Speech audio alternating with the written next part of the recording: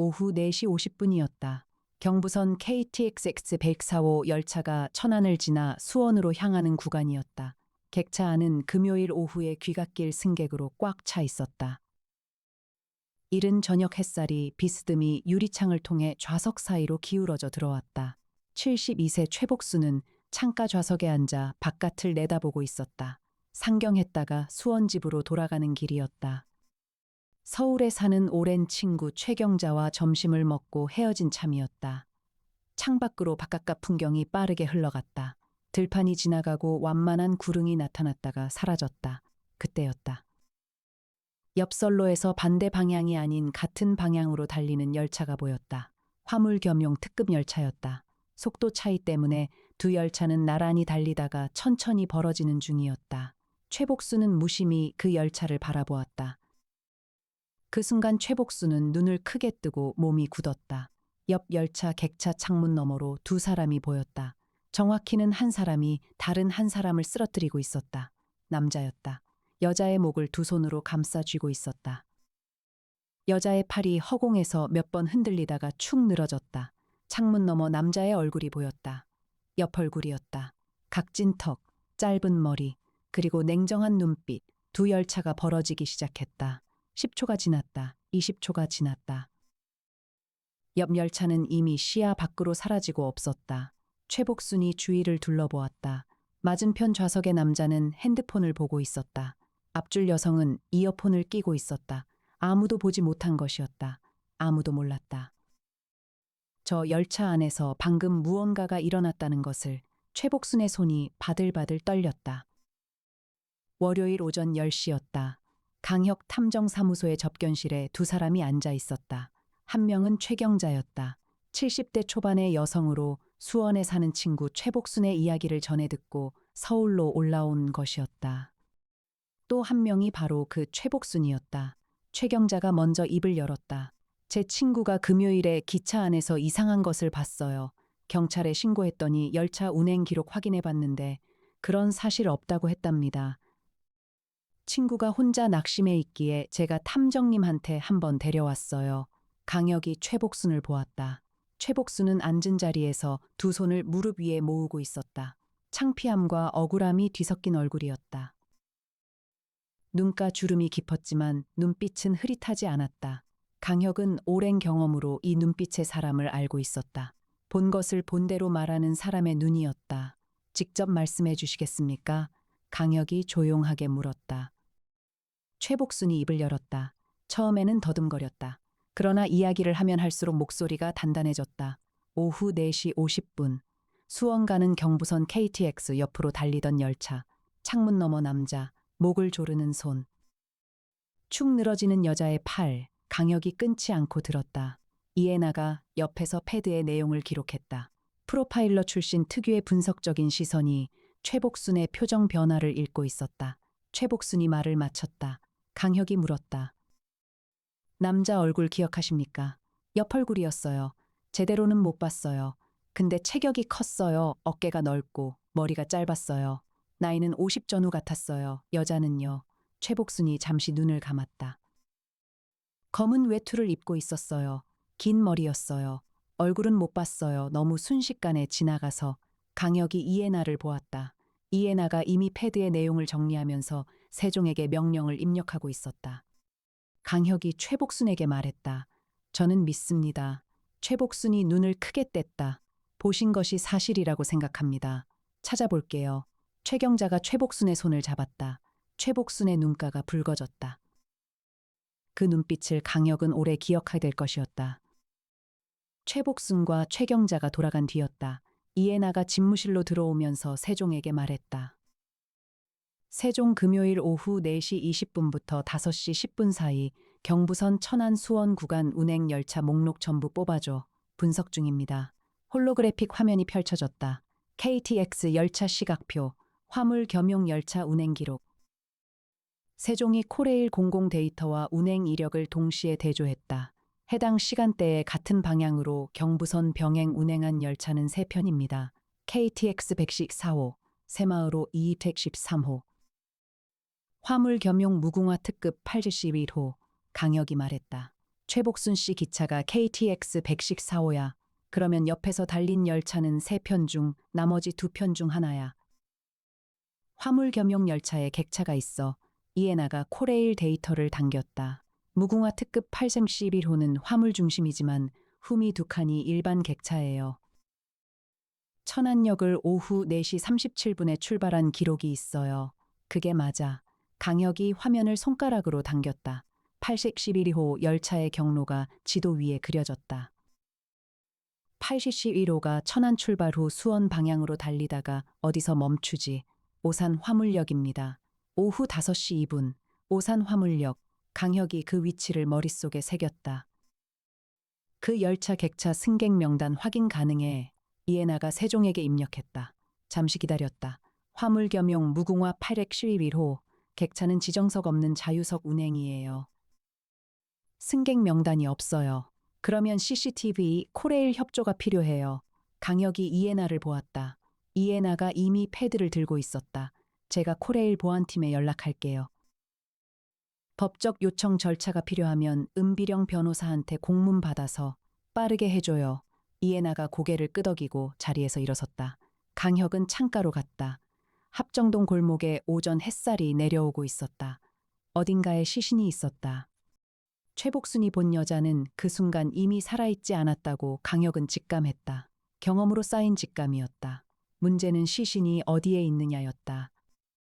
다음 날 오전이었다. 강혁과 이에나는 오산 화물역 인근 지형을 드론으로 살폈다.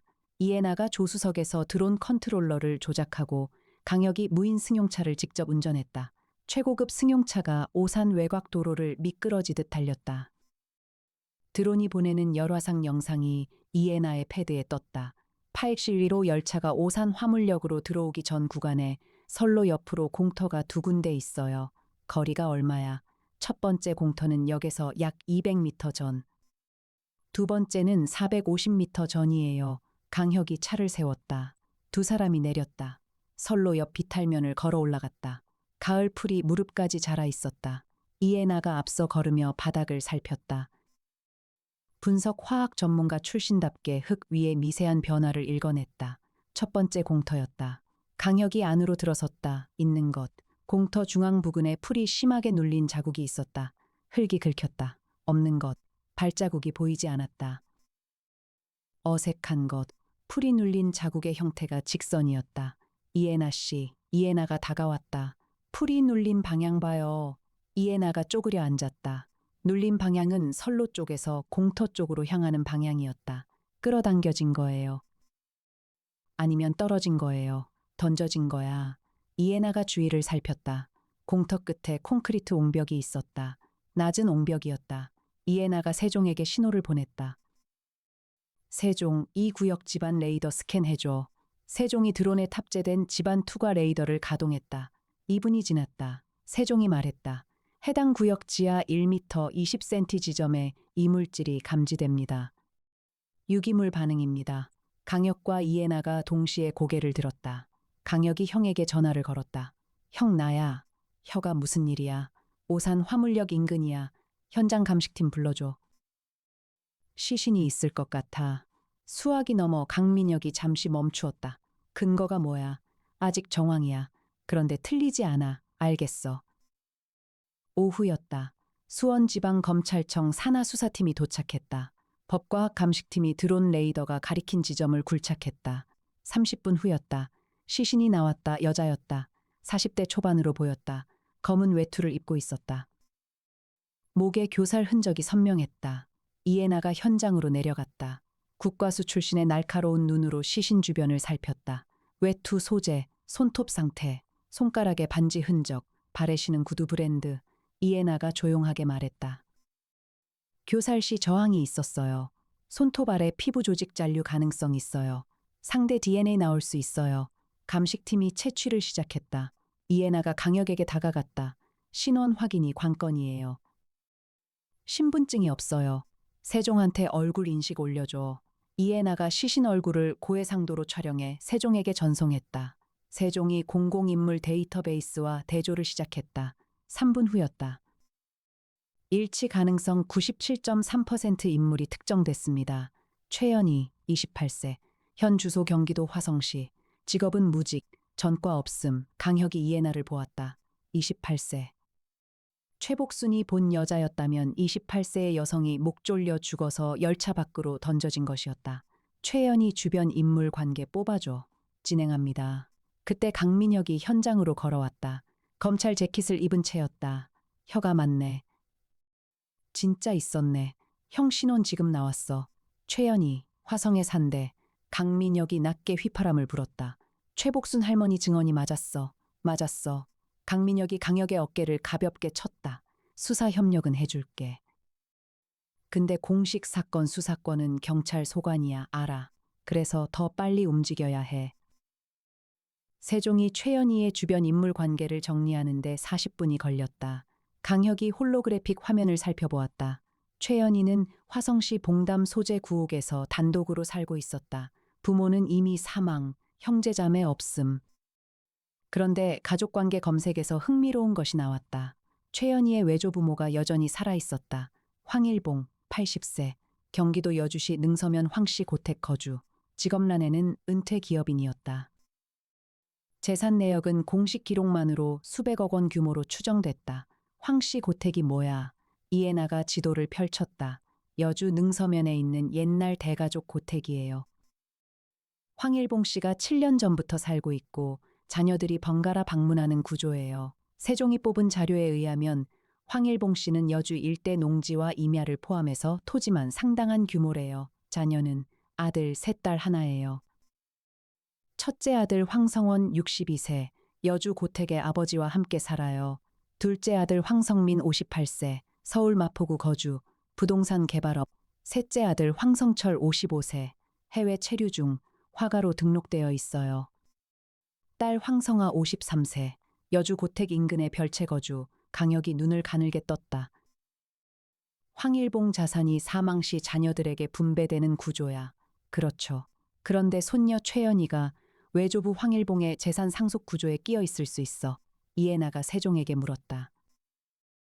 세종 황일봉 유언장 또는 재산 분배 계획 관련 공식 기록 있어. 황일봉 씨 명의 공증 서류가 2년 전 여주 공증사무소에 등록되어 있습니다. 내용은 비공개이나 공증 의뢰 날짜와 변호사 이름은 확인됩니다. 변호사 이름이 김동훈 변호사, 수원 소재 법무법인 소속, 강혁이 팔짱을 꼈다. 최연희가 왜 죽었는지 아직 알 수 없었다. 그러나 죽은 여자가 거액 자산가의 손녀라는 것은 분명했다. 그리고 그 자산가에게는 자녀가 넷 있었다. 사건이 어느 방향으로 흘러갈지 강혁은 어렴풋이 알 것 같았다. 다음 날 아침이었다. 강혁과 이해나는 여주로 향했다. 무인 승용차가 영동 고속도로를 달렸다.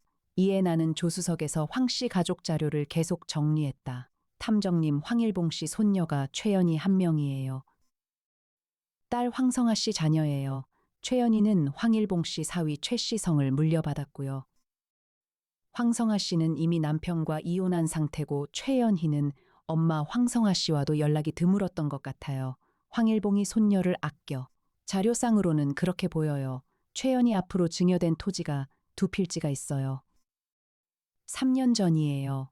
그걸 알면 다른 자녀들은 탐정님 그게 딱 걸리는 부분이에요. 황일봉 씨 아들 셋 딸 하나 중에 황성아 딸 쪽으로 토지가 증여된 거잖아요. 아들들 입장에서는 이해나가 말을 끊었다. 강혁이 완성했다. 눈에 가시지. 네. 여주 능서면 황씨 고택은 생각보다 웅장했다.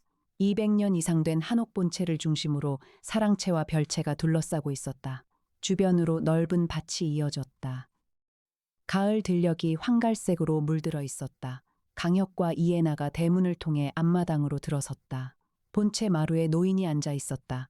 황일봉이었다. 80세라는 나이에 비해 눈빛이 또렷했다. 허리가 굽었지만 목을 곧게 세우고 있었다. 황일봉이 두 사람을 보았다. 누구요? 강혁이 명함을 내밀며 말했다. 강혁 탐정사무소에서 왔습니다. 손녀분 최연희 씨 관련해서 여쭤볼 것이 있습니다. 황일봉의 눈빛이 바뀌었다. 연희가 무슨 일이요? 강혁이 천천히 말했다. 최연희 씨가 사망하셨습니다. 경찰이 조만간 공식 통보를 드릴 겁니다. 황일봉이 아무 말도 하지 않았다. 오래된 나무처럼 그 자리에 그대로 있었다. 그러다 두 손이 무릎 위에서 천천히 오므라들었다. 어떻게? 수사 중입니다. 황일봉이 눈을 감았다. 눈물이 보이지 않았다. 그러나 그의 얼굴에 무언가가 내려앉았다. 평생 지켜온 것들이 한 번에 무너지는 사람의 얼굴이었다. 강혁은 그 얼굴을 조용히 보았다. 피해자의 아픔에 공감할 줄 아는 강혁이 가장 힘든 순간이 이런 순간이었다. 그날 오후였다. 황일봉이 자녀들에게 연락했다. 저녁 무렵에 황씨 고택으로 사람들이 모이기 시작했다. 첫째 아들 황성원이 안채에서 나왔다.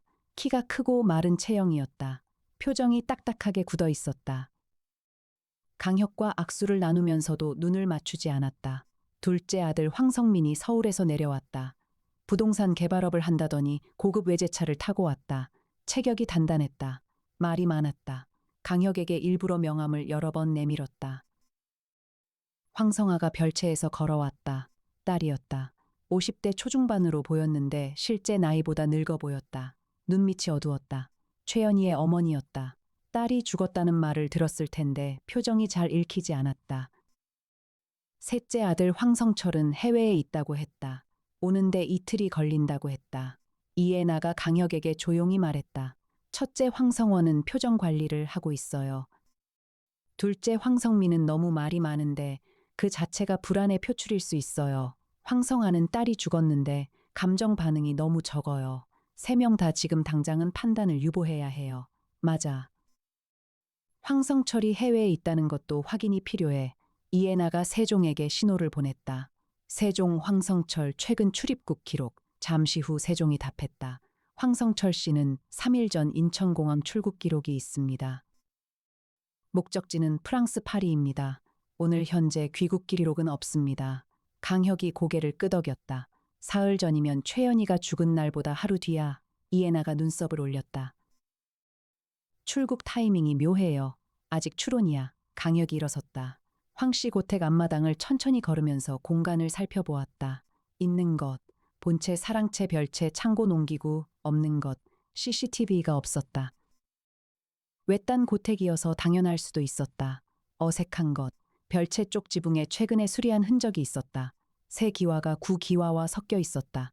강혁이 황성아에게 다가갔다.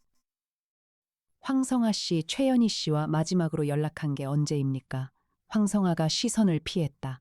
2달쯤 됐어요. 2달이요. 딸이랑 사이가 좋지 않았어요. 강혁이 물었다. 이유가 뭡니까? 황성아가 입을 굳게 다물었다. 대답이 없었다. 그 침묵이 첫 번째 복선이었다. 이틀 뒤였다. 사무소로 돌아온 강혁과 이해나는 세종과 함께 최연희의 디지털 흔적을 분석했다. 최연희의 핸드폰은 시신과 함께 발견되지 않았다. 통신사 기록으로 최연희의 마지막 통화 기록을 추적했다. 마지막 수신 통화는 최연희 사망 추정 시간 2시간 전이에요. 발신자가 번호 등록이 안 된 선불폰이에요. 발신 위치는 위치 추적 결과 천안역 인근입니다. 강혁이 생각했다. 천안역. 그 시간에 최연희는 어디 있었는가? 811호 열차가 천안을 출발한 것이 오후 4시 37분이었다. 2시간 전이면 오후 2시 30분경이었다. 세종 최연희 그날 이동 경로 확인 가능해. 신용카드 교통카드, 최연희 씨 교통카드 사용 기록이 있습니다. 오후 1시 40분 화성봉담버스 승차, 오후 2시 10분 병점역 하차, 오후 2시 32분 병점역 경부선 열차 승차, 병점역에서 천안 방향 열차를 탔다는 것이었다. 그리고 최연희 씨 이름으로 3주 전에 내용 증명 발송 기록이 있습니다. 이해나가 눈썹을 올렸다. 내용 증명이요. 수신자는 황성원입니다. 강혁이 자리에서 일어섰다. 황성원, 첫째 아들, 황일봉과 같은 고택에 사는 사람. 내용이 뭐야?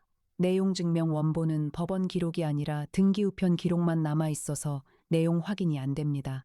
다만 발송 법무사 사무소는 수원 소재입니다. 강혁이 이해나를 보았다. 은비령 씨한테 연락해줘. 법무사 사무소 통해서 내용 증명 내용 확인 가능한지. 이해나가 이미 핸드폰을 들고 있었다. 은비령이 탐정사무소에 도착한 것은 그날 저녁이었다. 이해나의 베프이자 전 판사 출신 로펌 대표였다. 미녀 변호사라는 수식어가 늘 따라다니는 사람이었지만 강혁이 사건에서 필요로 하는 것은 그 외모보다 날카로운 법리 감각이었다. 은비령은 강혁을 볼 때마다 표정이 부드러워지는 것을 이해나는 눈치채고 있었다. 내용 증명 내용 파악했어요. 은비령이 자리에 앉으면서 바로 말했다. 최연희 씨가 황성원에게 보낸 내용 증명은 외조부 황일봉 씨 재산에 관한 거예요. 구체적으로 황일봉 씨 명의 여주 능서면 농지 열세 필지에 대한 처분 금지 요청이에요. 강혁이 말했다.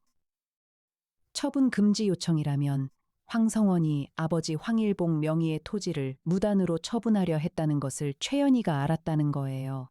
그래서 법적 제한을 걸려고 한 거고요. 이해나가 말했다. 황성원 입장에서는 손녀가 재산 처분을 막으려 한 거잖아요. 은비령이 고개를 끄덕였다. 최연희가 외조부한테서 증여받은 토지 두 필지도 포함 관계가 있어요. 황성원이 처분하려는 농지 중에 최연희 소유 인접 토지가 있고 그 처분이 이루어지면 최연희 토지 가치도 하락하거나 접근권이 막혀요. 강혁이 천천히 말했다. 황성원에게 최연희는 방해물이었어. 방안이 조용해졌다. 은비령이 잠시 강혁을 보다가 말했다. 탐정님 황일봉 씨 건강 상태도 확인해 보세요. 노인 대상 재산 관리 분쟁에서 자녀가 부모의 건강 상태를 이용하는 케이스가 많아요. 강혁이 고개를 끄덕였다. 은비령이 자리에서 일어서며 이해나에게 작게 말했다. 강혁 씨 요즘 밥은 잘 먹어. 이해나가 작게 웃었다. 글쎄요. 다음 날이었다. 강혁이 황씨 고택으로 다시 갔다. 이번에는 혼자였다. 황성원이 안채에 있었다. 기다리고 있었다는 듯 이미 마루에 나와 앉아 있었다. 강혁이 자리를 잡았다. 최연희 씨가 내용 증명을 보낸 사실 알고 계십니까? 황성원이 눈썹을 움직이지 않았다. 알아요. 받았어요. 어떻게 받으셨습니까? 억울했죠. 내가 아버지 재산을 몰래 처분하려 했다는 건 사실이 아니에요. 재산 관리 차원에서 일부 토지를 정리하려던 건데 연희가 오해한 거예요. 오해라고 하시면 아버지는 나이가 많으시고 재산 관리를 제가 위임받아 하고 있어요. 공식 위임장도 있어요. 강혁이 고개를 끄덕였다. 금요일 오후에 어디 계셨습니까? 황성원이 잠시 생각하는 척했다. 금요일이요. 오후에는 여기 고택에 있었어요. 아버지 병원 예약이 있어서 오전에 여주 시내병원 다녀왔고 점심 이후에는 여기요. 증인이 있습니까? 아버지가 있잖아요. 그리고 집에 일하는 아주머니도 있어요. 강혁이 눈을 내리깔았다. 황일봉과 가사 도우미. 두 증인 모두 황성원과 이해관계가 얽힌 사람들이었다. 완벽해 보이는 알리바이였다. 너무 완벽한 것이 오히려 이상했다. 강혁이 자리에서 일어서려는 척하다가 다시 앉았다. 황씨 고택 주변 CCTV가 없네요. 황성원이 말했다. 오래된 시골 고택이라서요. 근처 면사무소나 도로변 속도 카메라는요. 황성원의 눈꺼풀이 약간 떨렸다. 그건 저도 모르죠. 강혁이 일어섰다. 사무소 실험실이었다. 송태풍 박사가 최연희 시신에서 채취한 샘플을 분석하고 있었다. 의학 박사이자 범죄학 전공자인 송태풍은 강혁 탐정사무소의 수석 연구원으로 법의학 분석에서 독보적인 능력을 발휘했다. 현장 감식부터 암호 해독까지 광범위한 전문성을 갖춘 사람이었다. 이해나가 실험실로 들어갔다. 태풍 씨 손톱 및 DNA 결과 나왔어요. 응, 방금 나왔어요. 그런데 이상해요. 이해나가 다가갔다. 송태풍이 스크린을 가리키며 말했다. 손톱 및 피부 조직에서 DNA가 나왔어요. 남성. 그런데 이게 두 종류가 나왔어요. 두 종류요. 한 명 DNA가 나와야 하는데 두 명분이에요. 교살 시 한 명 이상이 관여했을 가능성이 있어요.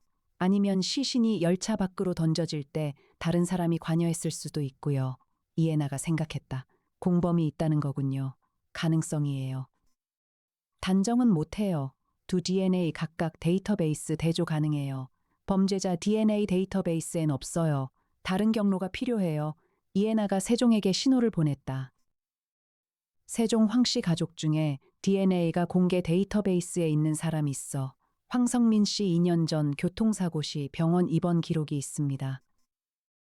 부상으로 입원 시 혈액형 및 기본 유전자 검사 기록이 분당 서울대병원에 있습니다. 법적 요청 시 비교 가능합니다. 이해나가 강혁에게 메시지를 보냈다. 황성민 DNA 비교 필요. 강민혁 형님 통해서 영장 가능한지 알아봐 주세요. 그때 소식이 들어왔다. 황일봉이 쓰러졌다는 연락이었다. 황씨 고택에서 갑작스럽게 의식을 잃었다. 여주 시내 응급실로 이송됐다는 내용이었다. 강혁이 즉각 여주로 향했다. 이해나도 동행했다. 응급실에 도착했을 때 황성원과 황성민이 이미 와 있었다. 황성아는 보이지 않았다. 담당 의사가 나왔다. 현재 안정됐습니다. 그런데 혈액 검사 결과가 이상해서 추가 검사 중이에요. 강혁이 물었다. 어떻게 이상합니까? 아코니틴 반응이 의심됩니다. 이해나가 숨을 들이켰다. 아코니틴이었다. 투구꽃에서 추출하는 독성 알칼로이드였다. 소량으로 심부정맥을 일으키고 호흡부전으로 이어질 수 있는 강력한 독소였다. 이해나가 강혁에게 낮게 말했다. 탐정님, 식물성 독소예요. 증상이 늦게 나타나고 일반적인 혈액 검사에서 잘 안 잡혀요. 강혁이 고개를 끄덕였다. 의사에게 아코니틴 전용 검사 요청해줘요. 이해나가 의사에게 다가갔다. 강혁이 황성원과 황성민을 보았다. 두 사람은 서로 말이 없었다. 황성원은 팔짱을 끼고 벽에 기대어 있었다. 황성민은 핸드폰을 내려다보고 있었다. 강혁이 황성원에게 다가갔다. 황일봉 씨, 오늘 뭘 드셨습니까? 황성원이 천천히 고개를 들었다. 점심때 집에서 드셨어요. 제가 차려드렸어요. 뭘? 된장찌개랑 나물 반찬이요. 간식은요. 황성원이 잠시 생각했다. 오후에 약 드셨어요. 혈압약이요. 약은 누가 드렸습니까? 제가요. 강혁이 황성원의 눈을 보았다. 황성원이 시선을 돌렸다. 그때 이해나가 다가왔다. 탐정님, 지금 즉시 황일봉 씨 드신 약 확보해야 해요. 아코니틴은 약물이나 음식에 섞을 수 있어요. 강혁이 강민혁에게 전화했다. 형, 여주 황씨 고택 지금 봉인해야 해. 독살 시도 가능성이야. 수학이 넘어 강민혁이 즉각 반응했다. 알겠어. 보낼게. 사무소로 돌아온 밤이었다. 강혁이 집무실 화이트보드에 사건 구조를 그려나갔다. 이해나가 세종과 함께 데이터를 정리했다. 최연희 사망, 교살 후 열차 박투기, DNA 두 종류, 황일봉 독살 시도, 아코니틴 의심, 약 투약자 황성원, 황성원 내용 증명 수신, 재산 처분 분쟁, 황성민 행적 불명, 금요일 오후 어디 있었나, 황성철 출국, 타이밍, 황성아 감정 반응 이상, 딸이 죽었는데, 그리고 800시 1호 열차. 화물 겸용 무궁화 특급. 강혁이 손을 멈추고 생각했다. 이해나 씨 8세직시 1호 열차, 그날 화물칸에 뭘 실었어? 이해나가 세종에게 물었다. 800시 1호 열차 화물 적재 목록이 있습니다. 오산 화물역 하역 물품 목록을 코레일 화물 시스템에서 확인 가능합니다. 뽑아줘. 잠시 후 목록이 떴다. 이해나가 훑다가 멈추었다. 탐정님, 뭐야? 목록 중에 여주 능서면 화물 배송 항목이 있어요. 수신자가 황씨 고택이에요. 강혁이 화면을 당겼다. 배송 품목은 농업용 자재였다. 발송지는 경기도 안성이었다. 농업용 자재. 그런데 배송 날짜가 811호 열차 운행 당일이에요. 누가 주문했어? 발송 의뢰인이 황성원이에요. 강혁이 천천히 고개를 들었다. 황성원이 811호 열차를 이용한 배송을 주문했다. 그 811호 열차에서 최연희가 죽었다. 이것이 우연인가? 세종 황성원 그날 이동 기록. 황성원 씨 신용카드 사용 기록이 있습니다. 오전 10시 여주 시내병원 주차장, 오후 1시 여주 고택 인근 편의점. 이후 기록 없음. 오후 1시 이후 기록이 없었다. 황성원이 자신의 알리바이로 제시한 여주 고택 체류는 신용카드로는 확인되지 않았다. 이해나가 말했다. 탐정님, 황성원이 직접 천안까지 갔다면 여주에서 천안은 차로 1시간 이내예요. 강혁이 화이트보드를 보았다. 아직 증거가 부족했다. 그러나 방향은 보이기 시작했다. 다음 날 아침이었다. 부장판사 김병기가 탐정사무소로 직접 찾아왔다. 강혁의 친구이자 은비령과 판사 동기였다. 강민혁과도 잘 아는 사이였다. 영장 내용 들었어. 황씨 고택 압수수색이랑 황성민 DNA 비교 모두 발부 가능해. 근거가 충분해. 김병기가 자리에 앉으면서 이해나가 내온 커피를 받았다. 이해나를 볼 때마다 이 판사가 조금 더 오래 앉아 있으려 한다는 것을 강혁은 모르는 척하고 있었다.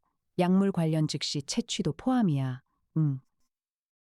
황씨 고택에서 확보한 약물은 지금 바로 국과수로 갈 수 있어. 이해나가 말했다. 판사님 황성원 차량 블랙박스 영상도 요청 가능할까요? 금요일 차량 이동 기록이요. 김병기가 이해나를 보며 말했다. 가능해. 차량 번호 있으면 도로 CCTV 조회도 포함해서 신청할게. 이해나가 황성원 차량 번호를 전달했다. 김병기가 자리에서 일어서면서 강혁에게 말했다. 혀가 조심해. 이 사건 가족 내부 문제인데 황씨 집안이 여주에서 기반이 있는 집안이야. 지역 정치인들하고도 연관이 있어. 강혁이 고개를 끄덕였다. 알아. 김병기가 나가면서 이해나에게 한 번 더 눈을 맞추고 나갔다. 이해나는 패드에 시선을 고정하고 있었다. 그날 오후였다. 강혁의 핸드폰이 울렸다. 강태룡이었다. 혀가 나야. 태룡아 왜? 너 여주 황씨 고택건 보고 있다며. 나한테 연락 왜 안 했어? 강혁이 잠시 멈추었다. 내가 황씨 집안 알아. 황성민이 내 지인이야. 작년에 군부대 인근 토지 관련해서 우리 사단 민원으로 올라온 적 있어. 황성민이 그 토지를 개발하려고 했거든. 군용 인접 토지. 그래. 결국 무산됐어. 우리 쪽에서 반대했거든. 그런데 혀가 그때 황성민이 대화하면서 아버지 재산 처분하면 그 돈으로 크게 개발할 수 있다는 말을 했어. 아버지가 돌아가시면 이라는 표현도 썼어. 강혁이 눈을 가늘게 떴다. 황일봉이 살아있으면 재산을 마음대로 처분할 수 없어. 그렇지. 위임을 받았어도 아버지 동의가 필요한 부분이 있을 거야. 황성민과 황성원이 같이 움직였을 가능성이 있어. 강태룡이 말했다. 그건 모르겠어. 근데 황성민 그 자식 냄새가 좋지 않아. 강혁이 웃었다. 고마워 태룡아. 현진이가 밥은 잘 챙겨 먹냐고 전해달래. 잘 먹어. 거짓말. 전화가 끊겼다. 강혁이 이해나에게 말했다. 황성민과 황성원이 공모했을 가능성을 열어둬요. 이해나가 고개를 끄덕이며 화면을 정리했다. 다음 날 오전이었다. 김병기가 발부한 영장을 근거로 수원지방검찰청이 도로 CCTV 조회를 진행했다. 강민혁이 직접 챙겼다. 결과가 나왔다. 강혁이 화면을 보았다. 금요일 오후 1시 30분. 황성원 차량이 여주에서 출발해 17번 국도를 타고 천안 방향으로 이동하는 것이 잡혔다. 오후 2시 50분 천안역 인근 도로에서 황성원 차량이 포착됐다. 그리고 황성민 차량도 보였다. 오후 2시 40분. 역시 천안역 인근이었다. 두 사람이 같은 시간 천안역 근처에 있었다. 이해나가 말했다. 8시 11호 열차가 천안역에서 오후 4시 37분에 출발해요. 두 사람이 먼저 천안역에 도착해 기다렸다가 최연희가 열차에 탄 것을 확인하고 강혁이 완성했다. 함께 탔어. 그리고 객차 안에서 이해나가 손을 멈추었다. 탐정님, 그러면 DNA 두 종류가 설명돼요. 황성원과 황성민 두 사람이 같이 한 거예요. 공모살인. 강혁이 강민혁에게 전화했다. 형 두 사람 다 잡아야 해. 황성원이랑 황성민. 동시에 움직여야 해. 한 사람이 먼저 연락받으면 다른 한 사람한테 바로 통보할 거야. 강민혁이 말했다. 알겠어. 영장 이미 청구 중이야. 오늘 저녁 안으로 처리할게. 그날 오후였다. 강혁이 최복순에게 전화했다. 최경자의 친구였고 이 모든 사건의 시작점이었다. 최복순 씨 한 가지 부탁드릴 것이 있어요. 뭔가요? 피의자를 특정했습니다. 확인이 필요해요. 두 분을 뵐 수 있을까요? 최복순이 잠시 침묵했다. 제가 봐야 하는 건가요? 아니면 확인하실 수 없으면 하지 않으셔도 됩니다. 아니요, 할게요. 내가 봤으니까 내가 확인해야죠. 최복순의 목소리가 단단했다. 강혁이 전화를 끊고 이해나에게 말했다. 최복순 씨 오시면 황성원이랑 황성민 사진 보여드려요. 보이는 그대로 말씀하시도록. 이해나가 고개를 끄덕였다. 이틀 뒤였다. 탐정사무소 접견실에 최복순이 앉았다. 최경자가 옆에 있었다. 이해나가 패드에 황성원의 얼굴 사진을 띄웠다. 여러 각도에서 찍힌 사진들이었다. 최복순이 사진을 오래 보았다. 이 사람 같기도 해요. 근데 확실하지 않아요. 옆 얼굴이었으니까. 이해나가 다음 사진을 띄웠다. 황성민이었다. 최복순이 입을 다물었다. 2초가 지났다. 3초가 지났다. 이분이에요. 최복순의 목소리가 낮아졌다. 이분 옆 얼굴이에요. 각진 턱하고 어깨 넓고 이분이 맞아요. 황성민이었다. 강혁이 그 말을 들으면서 퍼즐의 마지막 조각이 자리를 잡는 것을 느꼈다. 황성원이 열차에서 최연희를 붙잡았고 황성민이 목을 졸랐다. 시신은 둘이서 함께 열차 밖으로 던졌다. 그리고 황성원은 황일봉에게 아코니틴을 섞은 약을 먹였다. 황일봉이 죽으면 재산이 자녀들에게 분배된다. 최연희가 죽으면 황성아에게 돌아갔을 몫이 줄어든다. 두 사람 모두 황씨 집안 재산에서 더 많은 몫을 차지하기 위한 계획이었다. 그날 저녁이었다.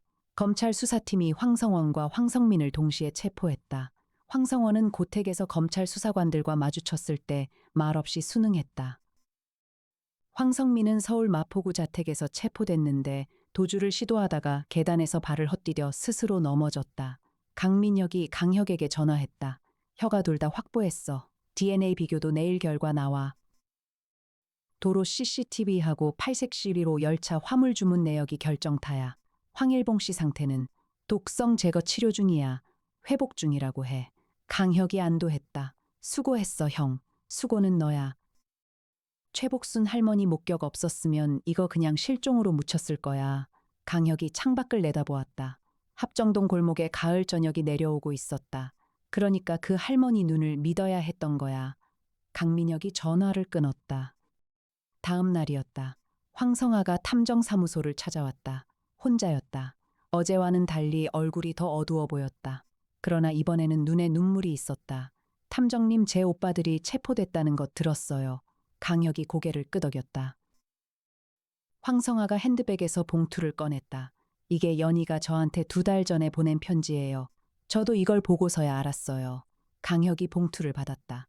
편지지를 꺼내 펼쳤다. 최연희가 어머니 황성아에게 보낸 편지였다. 친필이었다. 내용이었다. 엄마, 저 오빠들이 할아버지 재산을 건드리는 걸 알았어요. 법적으로 막으려고 내용 증명을 보냈어요. 근데 엄마한테도 한번 얘기해주고 싶었어요. 엄마가 이 집에서 받아야 할 것들이 있는데 오빠들이 다 가져가 버리면 엄마가 아무것도 못 받아요. 저는 엄마 편이에요. 강혁이 편지를 내려놓았다. 황성아가 말했다. 연희가 저를 위해서 그랬던 거예요. 저는 딸이 그런 일을 하는지도 몰랐어요. 딸이 저를 챙기고 있었는데 저는. 황성아가 눈물을 닦았다. 강혁이 말했다. 최연희 씨는 죽는 날까지 어머니를 생각했습니다. 황성아가 소리 없이 울었다. 이해나가 조용히 물 한 잔을 황성아 앞에 놓았다. 강혁은 그 옆에 앉아서 황성아가 울음을 가라앉힐 때까지 기다렸다. 형사 시절부터 알고 있었다. 사건이 해결된 뒤에 가장 오래 남는 것은 범인을 잡는 것이 아니었다. 남겨진 사람들이 어떻게 살아가느냐였다. 황성아가 앞으로 이 집에서 어떻게 살아갈지, 황일봉 노인이 아들 둘을 잃고 어떻게 버틸지, 그것이 강혁이 탐정 일을 하면서 가장 무거운 것이었다. 검거 사흘 뒤였다. 강민혁이 사무소로 찾아왔다. 표정이 무거웠다. 혀가 조사 중에 새로운 게 나왔어. 강혁이 자리에서 일어서지 않고 형을 기다렸다. 강민혁이 앉았다. 황성원이랑 황성민 진술이 엇갈려. 두 사람이 서로 상대방이 주도했다고 해. 그건 뭐 예상한 거고. 근데 황성원이 한 가지 추가 진술을 했어. 뭐야? 황성철이 알고 있었다는 거야. 강혁이 눈을 좁혔다. 셋째가 황성철이 해외에 나간 건 일부러 알리바이를 만들기 위한 거라고 황성원이 주장해. 물론 황성철은 부인하고 있고. 그리고 더 이상한 게 있어. 말해. 황성철이 파리에서 돌아오는 비행기에서 체포됐어. 그런데 황성철 짐 속에서 최연희 핸드폰이 나왔어. 강혁이 천천히 자리에서 일어섰다. 최연희 핸드폰, 시신 옆에 없어서 행방을 몰랐던 핸드폰, 황성철이 갖고 있었다. 황성철이 그걸 어떻게 갖고 있었어? 황성철이 말하길 황성원이 건네줬다고 해. 유럽에 나가는 김에 폐기해달라고 했다는 거야. 그런데 폐기를 안 하고 갖고 있었던 거야. 강혁이 이해나를 보았다. 이해나가 이미 세종에게 신호를 보내고 있었다. 세종 최연희 핸드폰 데이터 복원 가능해. 기기 확보 후 포렌식 분석이 필요합니다. 가능합니다. 강혁이 강민혁에게 말했다. 형 그 핸드폰 데이터 복원해야 해. 거기 최연이가 마지막으로 주고받은 내용이 있을 거야. 그게 결정적일 수 있어. 강민혁이 고개를 끄덕였다. 포렌식 팀에 넘길게. 이틀 후였다. 최연이 핸드폰 데이터 복원 결과가 나왔다. 이해나가 분석했다. 가장 중요한 것은 최연이가 열차에 타기 직전 주고받은 메시지였다. 최연이가 받은 마지막 메시지였다. 연희야, 오빠야. 할아버지 뭔가 이상하다. 빨리 와봐. 여주로 와야 할 것 같아. 발신자는 황성원이었다. 최연희가 급하게 열차를 탄 이유가 그것이었다. 외조부가 이상하다는 거짓 연락에 속아서 천안역에서 여주 방향 열차를 탄 것이었다. 그리고 더 있었다. 최연희가 사망 직전 마지막으로 보낸 메시지가 복원됐다. 전송 실패로 기록되어 있었다. 열차 안에서 전송하려다 실패한 것이었다. 수신자는 어머니 황성아였다. 내용이었다. 엄마 기차 안에서 오빠들이 나를, 거기서 메시지가 잘려 있었다. 전송 실패였다. 최연희가 마지막 순간 무슨 일이 일어나고 있는지 알렸으려 했다는 것이었다. 이해나가 화면을 닫았다. 오랫동안 아무 말도 하지 않았다. 강혁도 말이 없었다. 잠시 후 강혁이 조용히 말했다. 이 메시지가 법정에 가면 황성아 씨한테 죽을 때까지 남는 거야. 네, 황성아 씨한테 먼저 이야기해야 해요. 이해나가 고개를 들어 강혁을 보았다. 탐정님이 직접 가실 거예요. 응. 강혁이 자리에서 일어섰다. 그날 오후였다. 황일봉이 여주병원에서 회복 중이었다. 강혁이 병실에 들어갔다. 황일봉은 침대에 비스듬히 앉아 창밖을 보고 있었다. 입원복 차림이었다. 80세 노인의 얼굴에 아들 둘을 잃은 것의 무게가 내려앉아 있었다. 강혁이 침대 옆 의자에 앉았다. 좀 어떠십니까? 살았네요. 나이도 많은데 이렇게 또 살아있어요. 황일봉이 중얼거리듯 말했다. 강혁이 말했다. 손녀분이 마지막 순간 어머니한테 연락하려 했습니다. 전송은 실패했지만 흔적이 남았어요. 그 아이가 외조부님을 걱정해서 여주로 달려간 것도 알고 있어요. 황일봉이 눈을 감았다. 연희가 좋은 아이였어요. 내 아이들보다 낫지. 강혁이 말이 없었다. 황일봉이 눈을 뜨며 말했다. 내가 너무 오래 살았어요. 탐정 양반. 내가 조금 일찍 정리를 해뒀어야 했는데 재산 때문에 저 모양이 났어. 강혁이 말했다. 어르신 잘못이 아닙니다. 부모 잘못이 아닌 자식이 어디 있어요. 강혁이 더 반박하지 않았다. 그 말에 반박할 수 없었기 때문이 아니었다. 그 말을 노인이 남은 삶에서 어떻게 해소하고 살아갈지를 생각하면 아무 말도 할 수 없었기 때문이었다. 강혁이 자리에서 일어섰다. 회복하세요. 성아 씨가 곁에 있을 겁니다. 황일봉이 고개를 끄덕이지 않았다. 그냥 다시 창밖을 보았다. 강혁이 병실을 나왔다. 복도에서 이해나가 기다리고 있었다. 두 사람은 말없이 걸었다.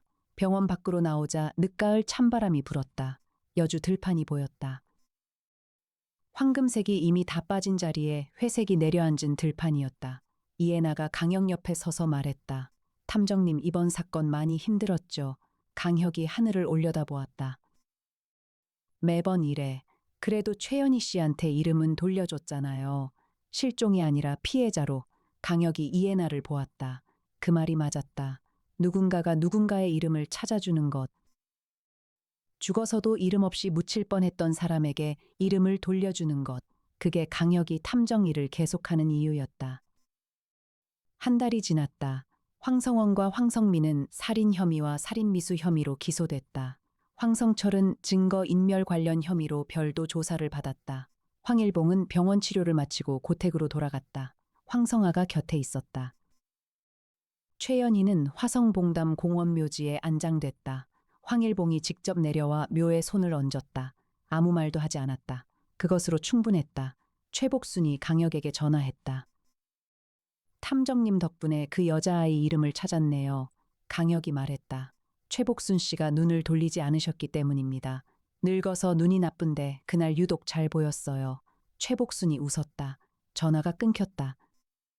사무소로 돌아온 강혁이 집무실 소파에 앉았다. 이해나가 커피를 들고 들어왔다. 강혁 앞에 컵을 놓고 건너편에 앉았다. 탐정님 다음 의뢰 들어왔어요. 뭐야? 서울 종로구 소재 고택 관련 상속 분쟁인데요. 가족 중 한 명이 실종됐대요. 강혁이 잠시 커피를 내려다보았다. 이 세상에는 무언가를 잃고 무너진 사람들이 너무나 많았다. 재벌이든 서민이든 상관없이 그 뒤를 끝까지 따라가 주는 것. 그것이 강혁이 50층 창가에 탐정사무소 간판을 달아놓은 이유였다. 강혁이 커피를 한 모금 마셨다. 언제 오는 건데요? 이해나가 패드를 들었다. 내일 오전 10시요. 제가 미리 의뢰인 자료 조사해 둘게요. 강혁이 고개를 끄덕였다. 이해나가 일어서려다 말했다. 탐정님, 이번 사건 잘 끝냈어요. 강혁이 이해나를 보았다. 이해나가 시선을 돌렸다. 항상 그랬다. 한 발이 닿을 것 같다가 다시 물러서는 거리였다. 강혁이 말했다. 애나 씨 덕분에요? 이해나가 고개를 숙이고 문 쪽으로 걸어갔다. 문을 열다가 한 번 돌아보았다. 강혁이 창밖을 보고 있었다. 이해나가 문을 닫았다. 합정동 골목에 초겨울 바람이 불었다. 50층 창가에 강혁 탐정사무소 간판이 빛을 내고 있었다. 그 빛이 골목으로 내려가 바닥에 닿았다. 세종이 조용하게 말했다. 내일 의뢰인 사전 자료 수집을 시작할까요? 이해나가 실험실 옆 자기 책상에 앉아 말했다. 시작해. 이 소설에는 처음부터 여러 개의 복선이 깔려 있었다. 황성원이 첫 만남에서 눈을 맞추지 않은 것이 첫 번째였다. 죄책감이 있는 사람 특유의 행동이었다. 황성민이 강혁에게 명함을 여러 번 내민 것이 두 번째였다. 자신을 정상적인 사람으로 각인시키려는 과잉 행동이었다. 황성아의 감정 반응이 적었던 것이 세 번째였다. 실은 딸과의 관계에서 오는 복잡한 감정이었다. 사랑하는데 사이가 나빠진 것과 딸의 죽음이 교차하는 감정의 혼란이었다. 황성철의 출국 타이밍이 네 번째였다. 사흘 전 출국, 죽음 직후 출국이었다. 그리고 가장 중요한 복선은 8세지 1호 열차의 화물 주문자가 황성원이었다는 점이었다. 황성원이 열차를 알고 있었고 일정을 알고 있었다. 최연희를 유인한 열차가 황성원이 이미 알고 있던 열차였다. 목격자가 없었다면 사건은 없었다. 믿지 않으면 이름도 없었다. 최복순의 눈이 오후 4시 50분에 창밖을 향하지 않았다면 최연희는 이름 없이 땅속에 남아 있었을 것이었다. 그래서 탐정 강혁은 의뢰인의 말을 끊지 않는다. 그래서 이해나는 증거 너머의 패턴을 읽는다. 그래서 세종은 쉬지 않고 데이터를 처리한다. 누군가의 이름을 되찾아주기 위해서